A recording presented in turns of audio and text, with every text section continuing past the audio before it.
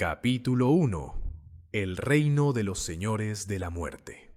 En el corazón de la cosmogonía mexica, más allá de los confines conocidos por los mortales, existía un reino envuelto en tinieblas eternas y fríos abismales, un lugar donde la luz del sol jamás penetraba y donde el tiempo transcurría con una lentitud torturante. Este era el Mictlán, el inframundo azteca, el destino inexorable de aquellas almas que habían partido de la tierra por causas naturales, alejadas de la gloria del campo de batalla o del honor reservado para quienes perecían ahogados o fulminados por el rayo. No era un lugar de castigo ni de recompensa, sino un reino de transición, donde las almas emprendían un viaje épico y desgarrador hacia su descanso final, un peregrinaje que habría de durar años completos, atravesando 9 niveles de pruebas y tormentos inimaginables.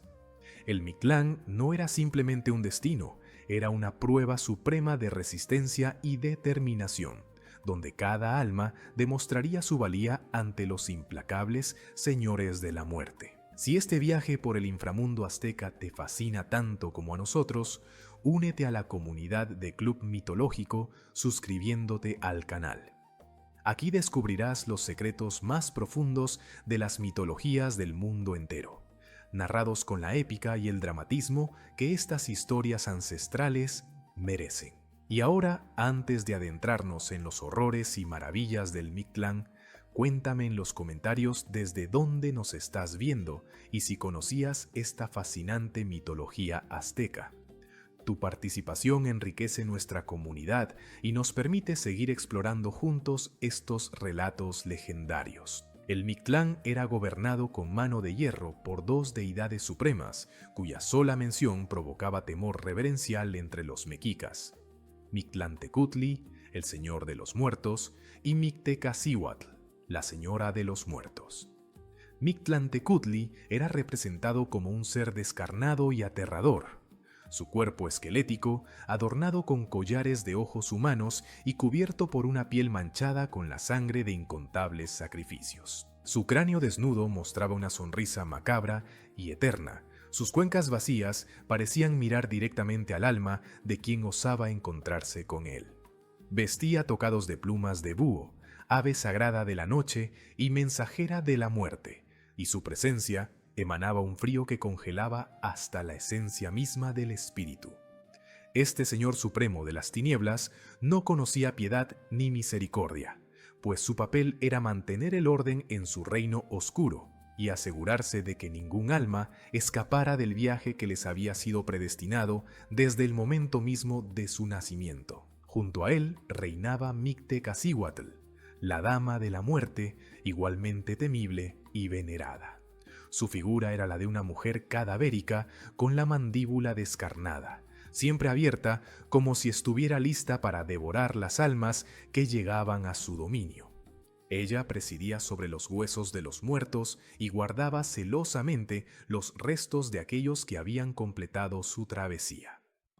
Mictecacihuatl era conocida por su papel en las festividades dedicadas a los difuntos, donde los vivos honraban a sus ancestros con ofrendas y ceremonias elaboradas. Estos 2 soberanos del inframundo compartían un trono construido con huesos humanos y vigilaban constantemente cada rincón de su vasto reino, asegurándose de que las almas cumplieran con cada una de las pruebas establecidas.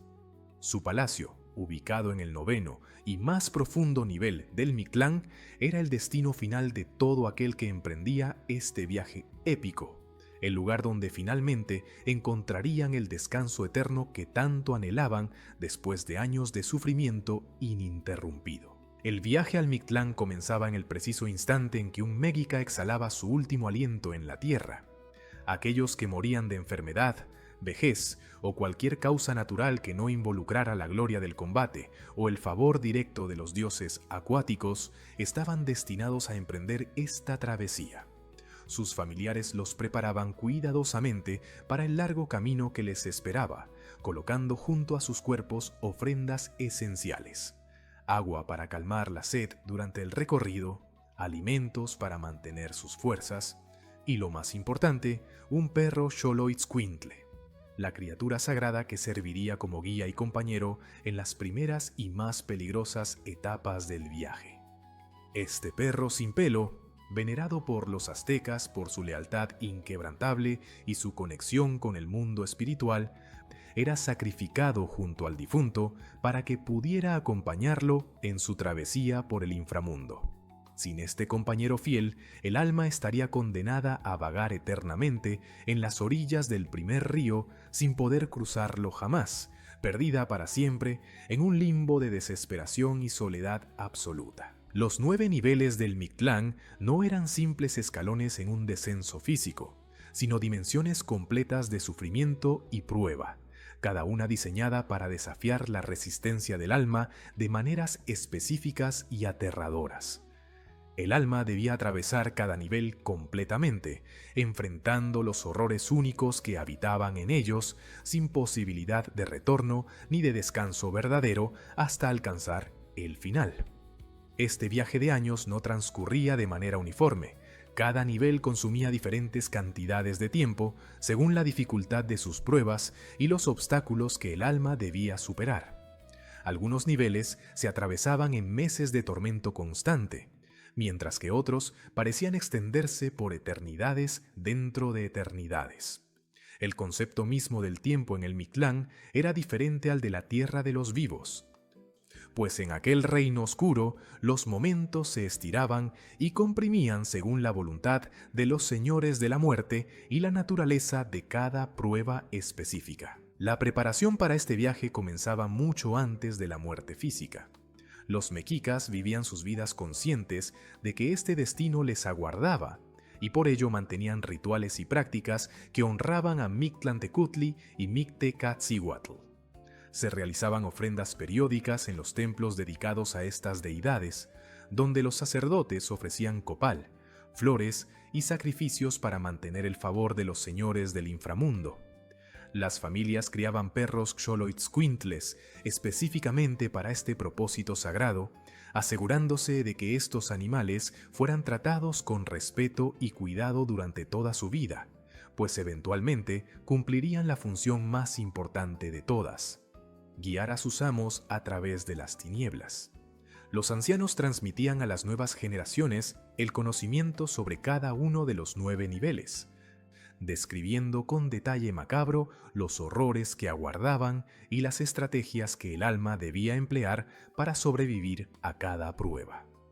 Este conocimiento ancestral era considerado tan valioso como cualquier tesoro material, pues preparaba el espíritu para el inevitable viaje que todos debían emprender. El Mictlán no era un reino de castigo eterno como los infiernos de otras culturas, sino un proceso necesario de purificación y transformación. Los mexicas comprendían que la muerte no era el final absoluto, sino una transición hacia otra forma de existencia. El alma, conocida como el tonali, debía desprenderse completamente de sus ataduras terrenales, de sus memorias dolorosas, de sus apegos y de su identidad individual antes de poder alcanzar el verdadero descanso. Cada nivel del Mictlán arrancaba capas de la existencia previa, despojando al alma de todo aquello que la anclaba al mundo de los vivos. Este proceso, aunque brutal y despiadado, era visto como esencial y sagrado, una última prueba que todo ser humano debía superar para completar el ciclo de su existencia. Los señores de la muerte no eran enemigos, sino guardianes de este proceso, asegurándose de que cada alma atravesara correctamente cada etapa antes de otorgarle el don del olvido final y el descanso absoluto en su presencia suprema. Capítulo 2. Los primeros pasos hacia la eternidad. Cuando el alma abandonaba finalmente el cuerpo mortal y sus ojos espirituales se abrían por primera vez a la realidad del Mictlán, lo primero que percibía era una oscuridad tan densa y absoluta que parecía tener peso propio, una negrura que presionaba contra su esencia desde todos los ángulos imaginables. El aire era denso y húmedo, cargado con el olor a tierra mojada y a descomposición antigua, mientras que sonidos distantes y aterradores resonaban desde profundidades insondables.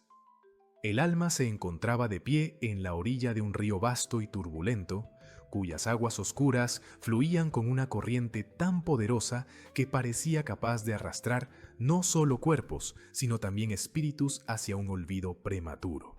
Este era Itzcuintlan, el primer nivel del Mictlán, y ante el alma se extendía el río Apanohuacaluya, una barrera infranqueable para aquellos que llegaban solos y desprovistos de la ayuda divina que necesitarían para cruzarlo. Las aguas negras del río se agitaban con violencia, formando remolinos gigantescos que parecían bocas hambrientas esperando devorar a cualquier alma imprudente que intentara atravesarlo sin la preparación adecuada. En este momento crítico y desesperado, cuando el alma contemplaba con terror la inmensidad del obstáculo ante ella, aparecía el salvador más improbable, el Xoloitzcuintle, el perro sin pelo que había sido sacrificado junto al difunto y que ahora materializaba en el inframundo con un propósito sagrado y vital. Este animal no era ya la criatura doméstica y dócil que había conocido en vida, sino una manifestación espiritual magnificada, un ser luminoso cuya piel brillaba con un resplandor dorado en medio de las tinieblas circundantes. El Xoloitzcuintle reconocía a su amo instantáneamente, acercándose con movimientos confiados y decididos, sus ojos reflejando una sabiduría ancestral que trascendía su forma animal. El perro permitía que el alma se aferrara a su lomo, sintiendo bajo sus manos espectrales la calidez reconfortante de su compañero fiel. Con valentía sobrenatural, el Xoloitzcuintle se lanzaba entonces a las aguas turbulentas, nadando con fuerza prodigiosa contra corrientes que habrían destrozado a cualquier ser mortal. Las olas golpeaban contra ellos con furia desatada, intentando separar al alma de su guía, pero el perro mantenía su rumbo firme y resuelto, atravesando el río con determinación inquebrantable hasta alcanzar finalmente la orilla opuesta, donde depositaba a su amo sano y salvo antes de desvanecerse en una luz dorada, su misión sagrada completada con honor absoluto. Con el corazón aún palpitante por el terror del cruce, el alma apenas tenía tiempo de recuperarse antes de enfrentar el segundo nivel, Tepectli Monamictlán, el lugar donde las montañas se encontraban en combate eterno. Este era un valle angosto, encerrado entre dos colosales formaciones rocosas que se movían con vida propia, acercándose y alejándose en un ritmo constante y mortal. Cada vez que las montañas colisionaban, el estruendo era tan ensordecedor que parecía capaz de desintegrar la conciencia misma, y las piedras que se desprendían del impacto caían como lluvia de proyectiles mortales sobre el valle. El alma debía observar cuidadosamente el patrón de movimiento, esperando el momento preciso en que las montañas comenzaban a separarse para iniciar su carrera desesperada. No había margen para el error ni para la duda, pues cualquier vacilación significaba quedar atrapada cuando las masas de piedra volvieran a chocar, aplastando todo lo que se interpusiera en su camino. El suelo del valle estaba cubierto con los restos pulverizados de almas que habían fallado en sus intentos previos, un recordatorio silencioso pero elocuente del precio del fracaso. Con cada paso que el alma daba, las montañas parecían acelerar su aproximación, como si percibieran la presencia del intruso y desearan aplastarlo con renovado fervor. Solo aquellas almas que poseían determinación férrea y claridad de propósito lograban atravesar Tepectli Monamictlán, corriendo con velocidad sobrenatural mientras las paredes de roca se cerraban a sus espaldas, sintiendo el roce del aire desplazado por las masas colosales que casi las alcanzaban. El último tramo era el más aterrador, cuando las montañas prácticamente se tocaban y el alma debía lanzarse en un salto final para escapar por el estrecho hueco que quedaba antes del impacto definitivo.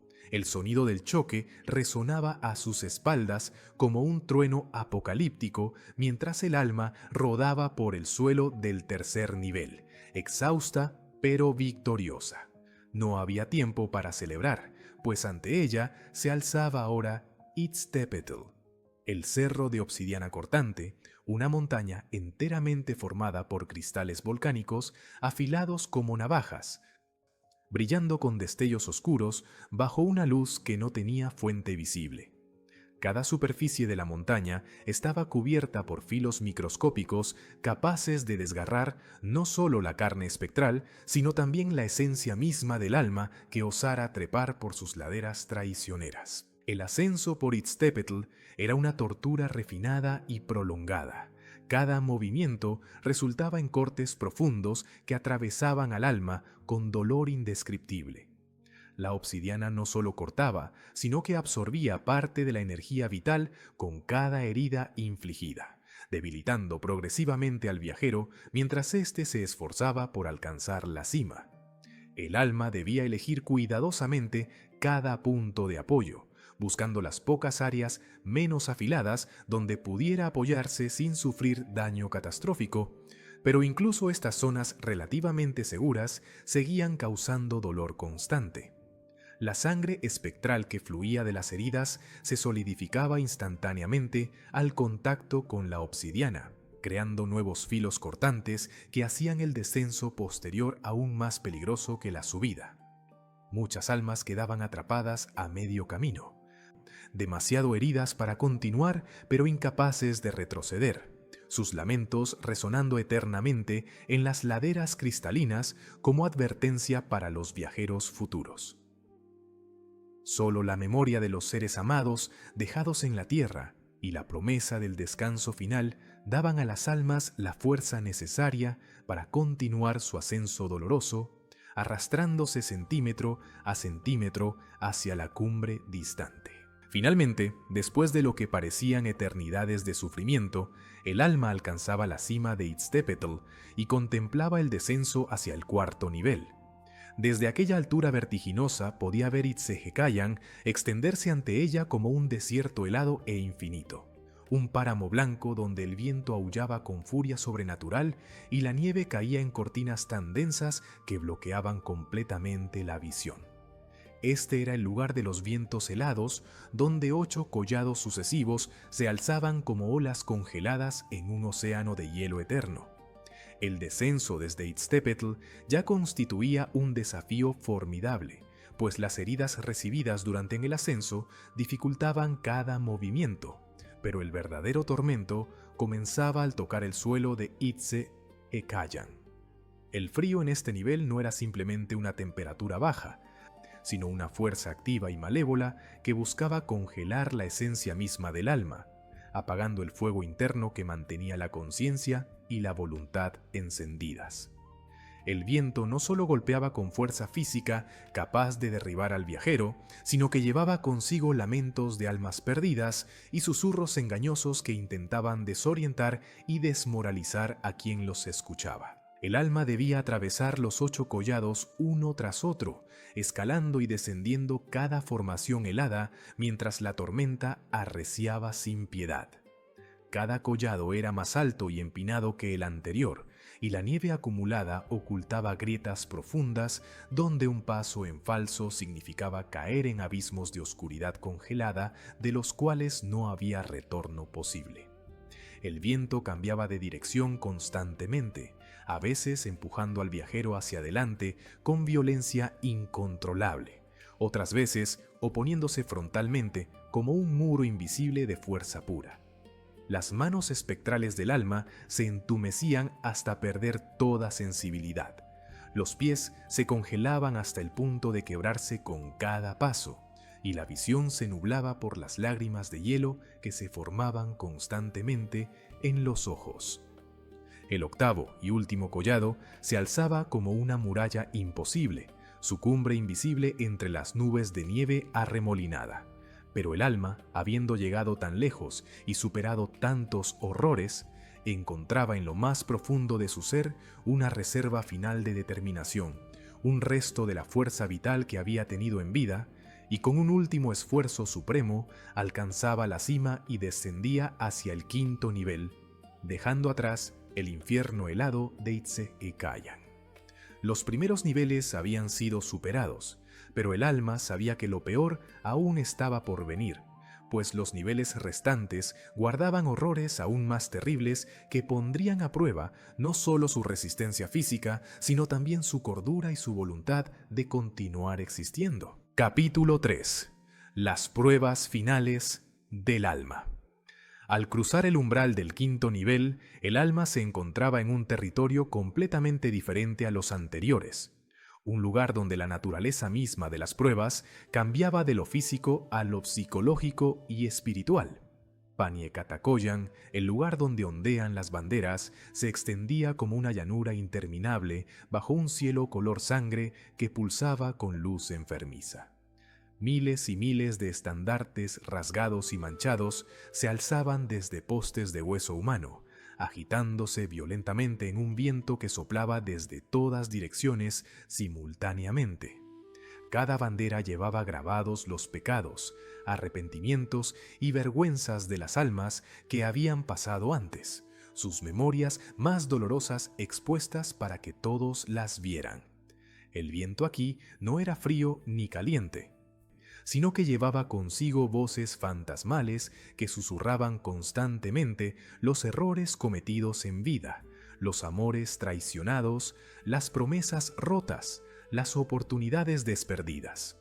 Caminar por Paniekatakoyan significaba enfrentar cada momento de debilidad moral, cada instante de cobardía, cada decisión que había causado sufrimiento a otros, todo amplificado y repetido hasta que el alma sentía que su esencia misma se desgarraba por el peso de la culpa acumulada. Las banderas se movían con tal violencia que creaban corrientes de aire cortantes capaces de desviar al viajero de su camino, empujándolo en círculos infinitos si perdía la concentración aunque fuera por un instante.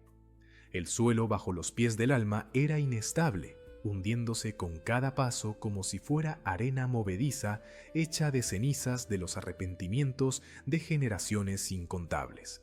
Entre las banderas acechaban sombras espectrales, fragmentos de conciencias que habían quedado atrapadas en este nivel, incapaces de superar el peso de sus propias faltas. Estas sombras intentaban aferrarse a las almas que pasaban, susurrando que era inútil continuar, que el perdón era imposible, que el descanso final nunca llegaría para aquellos que habían fallado moralmente en vida. El alma debía resistir estas tentaciones de rendirse, recordando que el viaje no era sobre la perfección moral, sino sobre la aceptación total de lo que había sido, lo bueno y lo malo, entrelazado en la experiencia completa de una vida vivida. Solo aceptando cada error sin negación, pero también sin autodestrucción, podía el alma atravesar Paniekatakoyan y llegar al sexto nivel, donde nuevos horrores aguardaban pacientes. Timiminaloayan, el lugar donde flechan, era un campo de batalla eterno donde la muerte volaba invisible por los aires. El alma ingresaba en una planicie árida y desolada, aparentemente vacía de toda vida o movimiento, pero esta quietud era profundamente engañosa. En el momento en que el viajero daba sus primeros pasos, comenzaba el asalto. Flechas invisibles llovían desde todas direcciones, atravesando el cuerpo espectral con precisión quirúrgica. Estas no eran flechas ordinarias, sino proyectiles forjados con el sufrimiento acumulado de todas las heridas emocionales que el alma había infligido a otros durante su vida mortal. Cada flecha que impactaba traía consigo el recuerdo exacto de alguien a quien había lastimado, el dolor que sus palabras o acciones habían causado, la desesperación que había sembrado con su indiferencia o crueldad. Los arqueros que disparaban estas flechas eran entidades sin forma ni rostro, manifestaciones puras de la justicia cósmica que aseguraban que ninguna alma pudiera escapar de las consecuencias de sus actos. El dolor de cada impacto era tan intenso que hacía que las torturas físicas de niveles anteriores parecieran misericordiosas por comparación, pues estas heridas alcanzaban directamente el núcleo de la conciencia. No había refugio posible en Timiminaloayan, ningún lugar donde esconderse de la lluvia incesante de proyectiles invisibles. El alma debía simplemente continuar avanzando, paso tras paso doloroso, mientras las flechas la perforaban sin cesar. Algunas almas caían de rodillas bajo el peso acumulado de tantos impactos, pero incluso inmóviles seguían siendo atravesadas una y otra vez hasta que finalmente encontraban dentro de sí la voluntad de levantarse y continuar. La travesía por este nivel podía durar días, semanas o incluso meses según la cantidad de dolor que el alma había causado durante su vida terrenal. Aquellos que habían vivido con compasión y consideración hacia otros atravesaban relativamente rápido, con heridas que aunque dolorosas eran soportables. Pero aquellos cuyas vidas habían estado marcadas por la crueldad deliberada, la manipulación y el abuso de otros, enfrentaban un bombardeo tan intenso y prolongado que parecía no tener fin. Solo cuando el alma había experimentado en carne propia el equivalente exacto de todo el sufrimiento que había causado, las flechas finalmente cesaban y el camino hacia el séptimo nivel se abría ante ella. Teocoyohue Hualoyán emergía como una pesadilla hecha realidad, el lugar donde devoran corazones, un reino de hambre insaciable y terror primordial.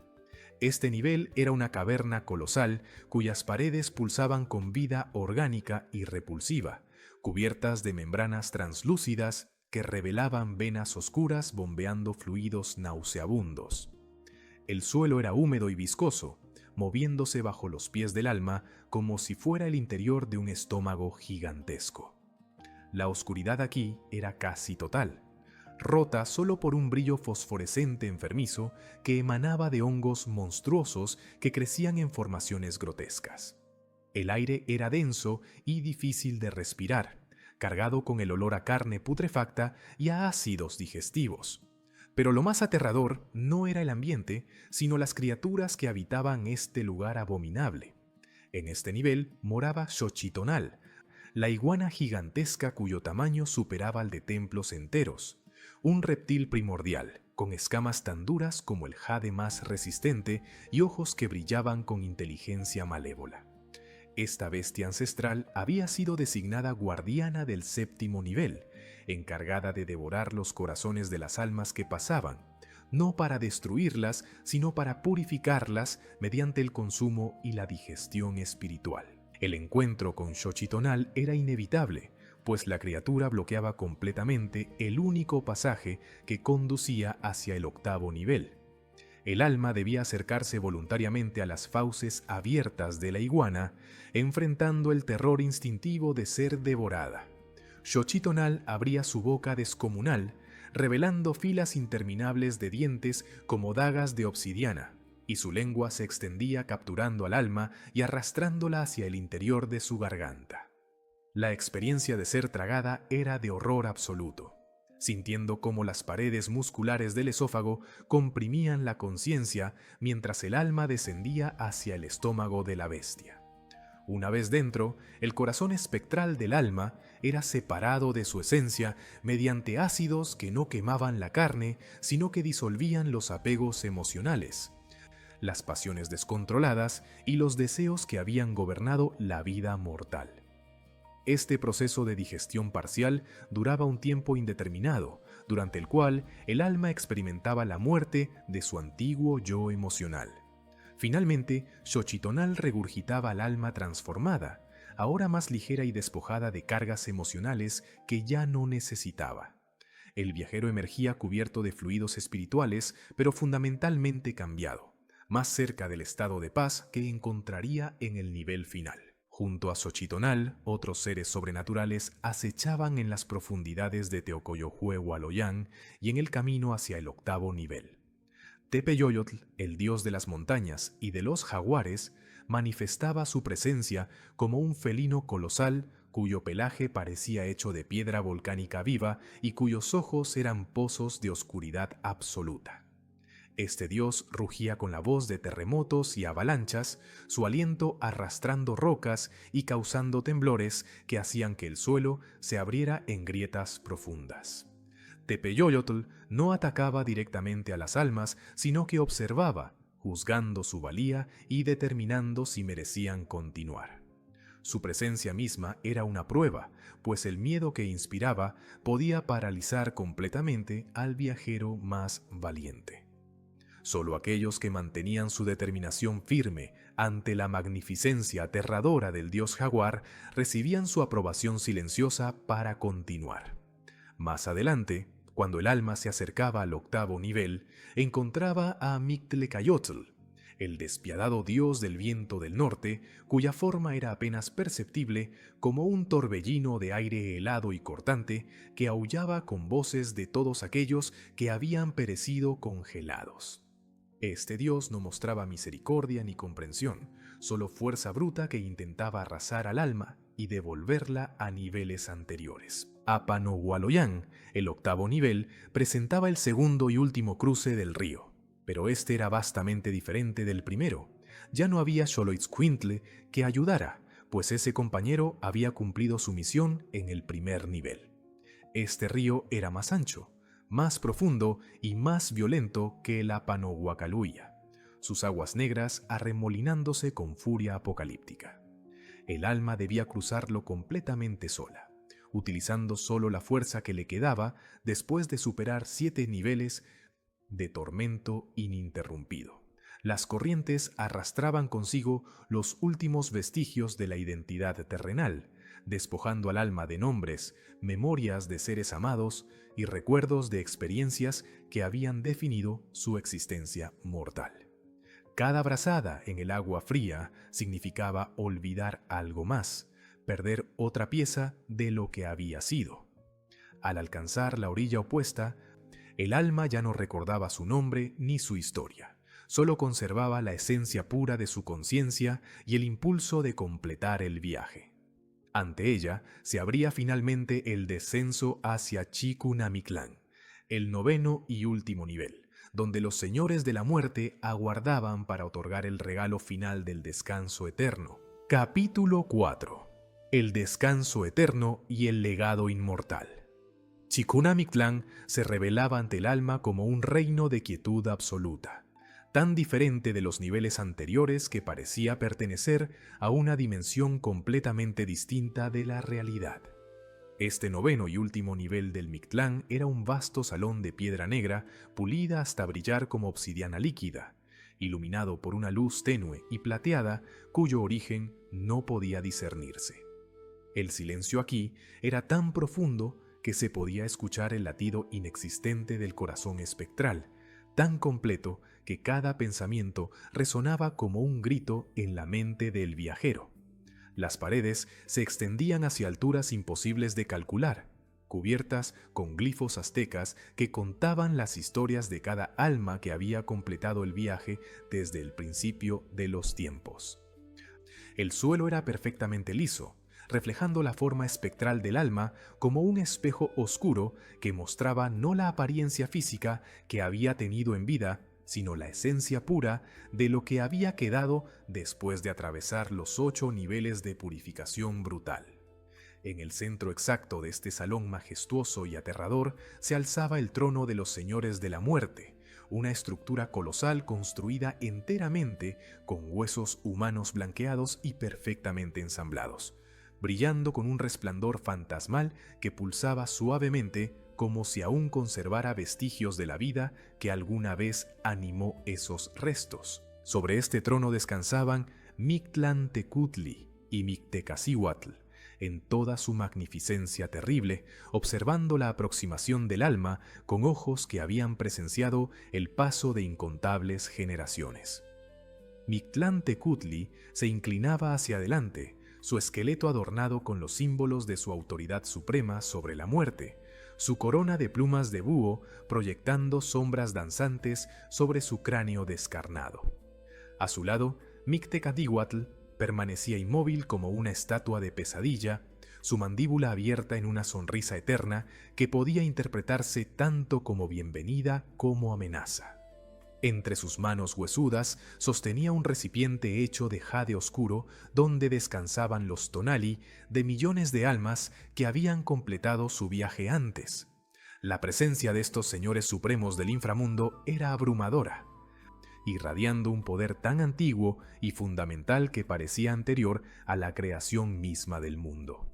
El alma despojada de casi todo lo que había sido sentía una mezcla paradójica de terror reverencial y alivio profundo al encontrarse finalmente ante estos seres que habían sido el objetivo de su travesía de años completos. Mictlantecutli hablaba entonces con una voz que resonaba no en el aire, sino directamente en la conciencia del alma.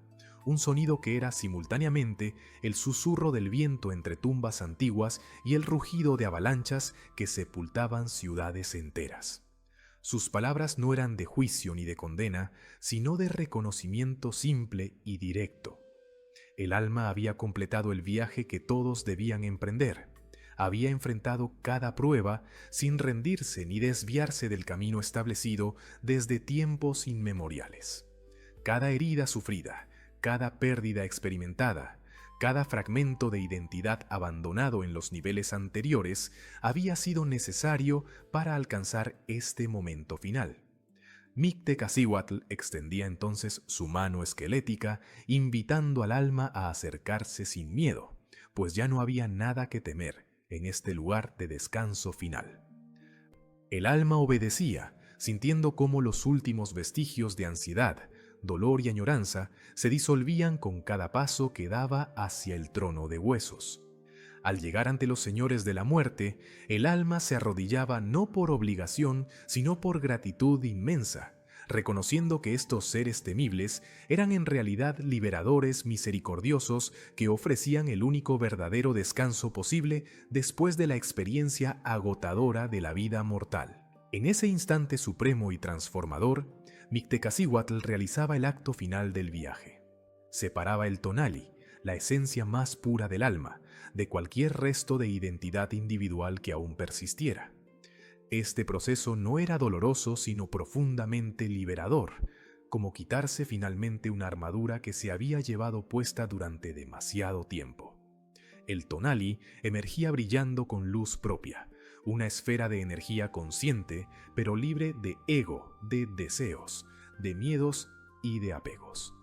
Ya no era fulano o mengano que había vivido en tal ciudad y amado a tales personas, sino simplemente una chispa de conciencia pura que había completado su ciclo de experiencia en el plano material. Mictecacihuatl colocaba cuidadosamente este tonali en el recipiente de jade junto a innumerables otros, donde descansaría en paz absoluta por toda la eternidad.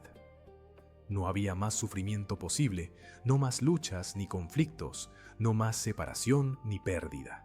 El alma había alcanzado finalmente el estado que los mexicas llamaban el verdadero descanso. Un olvido bendito de todo lo que había sido y una inmersión total en la quietud eterna. Los años de travesía habían valido cada momento de agonía, pues habían conducido a esta liberación completa e irreversible. Pero la historia del Mictlán y del viaje de las almas no terminaba en las profundidades del 9º nivel, encerrada en las páginas polvorientas de códices antiguos o limitada a los mitos de una civilización desaparecida. La cosmovisión azteca sobre la muerte y el más allá había sobrevivido a la conquista, al colonialismo y a los intentos de erradicar las creencias indígenas, transformándose y adaptándose pero manteniendo su esencia fundamental intacta. En el México moderno y en comunidades mexicanas alrededor del mundo entero, el concepto del viaje del alma persistía vibrante en la celebración del Día de Muertos, una festividad que honraba la memoria de los ancestros y reconocía que la muerte no era un final absoluto, sino una transición hacia otro estado de existencia. Las ofrendas colocadas en los altares domésticos contenían elementos que reflejaban directamente las necesidades del alma durante su travesía por el Mictlán: agua para calmar la sed del viajero, alimentos para mantener sus fuerzas, flores de cempasúchil cuyo aroma guiaba a las almas de regreso a visitar a sus seres queridos una vez al año.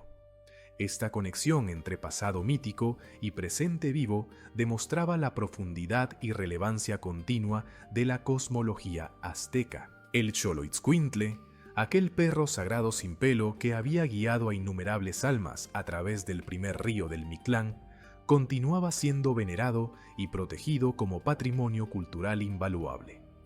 Esta raza canina, una de las más antiguas del continente americano, había sobrevivido milagrosamente a siglos de cambios culturales y ahora experimentaba un renacimiento en su apreciación y preservación. Los dueños modernos de Xoloitzcuintles a menudo reportaban sentir una conexión espiritual especial con estos animales, describiendo cómo parecían poseer una sabiduría tranquila y una presencia reconfortante que iba más allá de lo ordinario. Muchos creían que estos perros aún conservaban su rol ancestral como guías espirituales, no solo en el más allá, sino también en esta vida, ayudando a sus compañeros humanos a navegar las dificultades emocionales y los momentos oscuros con la misma lealtad inquebrantable que habían mostrado durante milenios. La preservación del Xoloitzcuintle se había convertido en un acto de resistencia cultural y memoria viva, manteniendo tangible un aspecto crucial de la mitología del Mictlán. La relevancia del viaje al Mictlán trascendía lo meramente histórico o folclórico, ofreciendo perspectivas profundas sobre la naturaleza humana universal y la experiencia de enfrentar la mortalidad.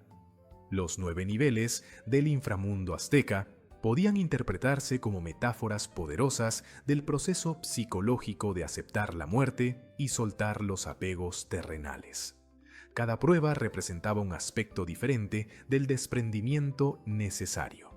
Soltar las relaciones mediante el cruce del río, enfrentar los obstáculos externos en las montañas que chocan, soportar el dolor físico en el cerro de obsidiana, resistir las adversidades ambientales en el páramo helado, confrontar la culpa moral en el lugar de las banderas, experimentar las consecuencias de las acciones en el lugar de las flechas, purificarse emocionalmente al ser devorado por Xochitonal, y finalmente abandonar la identidad misma en el segundo cruce del río. Este mapa del viaje post-mortem proporcionaba a los mexicas un marco para comprender y prepararse para la inevitabilidad de la muerte, transformándola de un terror sin forma en un proceso comprensible aunque difícil. La sabiduría contenida en el mito del Mictlán resonaba incluso en tiempos contemporáneos, donde la negación de la muerte y el miedo paralizante a la mortalidad causaban sufrimiento psicológico innecesario a millones de personas. La cosmovisión azteca no prometía una vida después de la muerte llena de placeres ni amenazaba con castigos eternos, sino que presentaba honestamente el proceso de disolución del ego individual como algo natural, necesario y finalmente liberador. Esta perspectiva ofrecía un contraste refrescante con narrativas religiosas que o bien hacían de la muerte algo aterrador mediante amenazas de infiernos eternos, o bien la trivializaban con promesas de paraísos perfectos. El Mictlán reconocía que soltar la existencia individual era difícil y doloroso, pero también inevitable y finalmente benéfico. En una época donde la ansiedad existencial sobre la muerte afectaba cada vez más a poblaciones secularizadas sin marcos espirituales tradicionales, el mito del viaje al inframundo azteca proporcionaba una narrativa alternativa que honraba tanto la dificultad como la necesidad del proceso de morir. Así concluye el relato épico del Mictlán, el inframundo de 9 niveles donde las almas aztecas buscaban y encontraban su descanso eterno después de años de pruebas que transformaban completamente su esencia. Si estas historias de mitología ancestral te han conmovido y deseas seguir explorando los misterios de las culturas antiguas, te invito a unirte a nuestra comunidad suscribiéndote a Club Mitológico. Juntos continuaremos desentrañando los secretos de civilizaciones perdidas y manteniendo vivas las leyendas que definieron el pensamiento humano durante milenios. El viaje de conocimiento nunca termina, y cada mito redescubierto nos conecta más profundamente con la experiencia humana universal que trasciende tiempo, espacio y cultura.